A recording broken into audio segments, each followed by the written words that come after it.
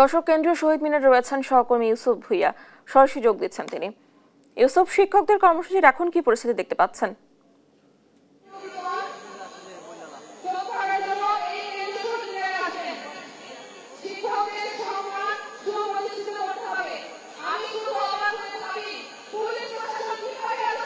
তিন দফা দাবিতে শিক্ষকদের দ্বিতীয় দিনের মতো জাতীয় প্রেস ক্লাবে যে আন্দোলন শুরু হয়েছিল, পরবর্তীতে কেন্দ্রীয় শহীদ মিনারে আন্দোলন চলছে।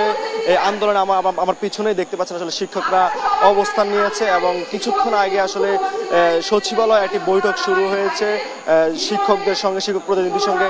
এবং এই শিক্ষক প্রতিনিধিরা যে তিন দফা দাবি নিয়ে এসেছেন, সেই তিন দফা দাবি যদি আপনাদেরকে একটু জানানোর চেষ্টা করি। শিক্ষকরা গতকাল থেকেই শহীদ মিনারে অবস্থান নিয়ে দাবিগুলো জানাচ্ছিলেন।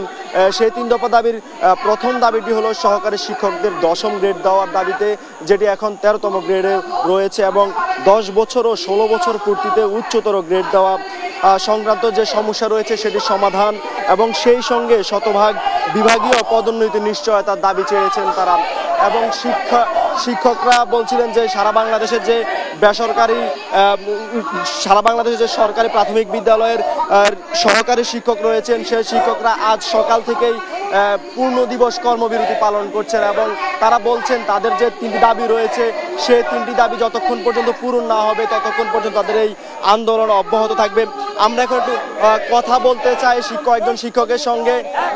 আপনাদের যে আন্দোলন চলছে, সচিবালয়ে কিছুক্ষণ আগে একটি বৈঠক চলছিল আমরা শুনতে পেয়েছি, সের আপডেট কি রয়েছে আপনাদের কাছে? আপডেট বলতে আমাদের কিছুক্ষণ আগে আমাদের এখান থেকে আমাদের প্রতিনিধিগণ এবং সচিবালয় এবং অর্থ মন্ত্রণালয়ের প্রতিনিধিগণ সবাই বৈঠকে বসেছেন আমাদের সমস্যা সুরাহা করার জন্য।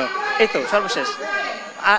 আপনাদের এখন যে কর্মসূচি চলছে, অবস্থান কর্মসূচি, এর পরবর্তীতে কোনো কর্মসূচি রয়েছে কিনা? হ্যাঁ, আমাদের পরবর্তী কর্মসূচিগুলো আমাদের এই যে বৈঠক চলছে, বৈঠকের অবস্থার উপর ভিত্তি করে আমাদের পরবর্তী কর্মসূচি জানা হবে। কিন্তু যতক্ষণ পর্যন্ত আমাদের দাবি দেওয়া এবং আমাদের ন্যায্য অধিকারগুলো আমরা আদায় করতে না পারছি, ততক্ষণ পর্যন্ত আমরা এই শহীদ মিনারের অবস্থান করবো, সার্বক্ষণিক অবস্থান। তিনি বলছিলেন যতক্ষণ পর্যন্ত তাদের যে দাবি রয়েছে সেই দাবি দেওয়া পূরণ না হবে ততক্ষণ পর্যন্ত অবস্থান কর্মসূচি চলবে। জানাচ্ছিলেন সচিবালয়ে কিছুক্ষণ আগে একটি বৈঠক শুরু হয়েছে, সেই বৈঠকটি এখনো চলছে।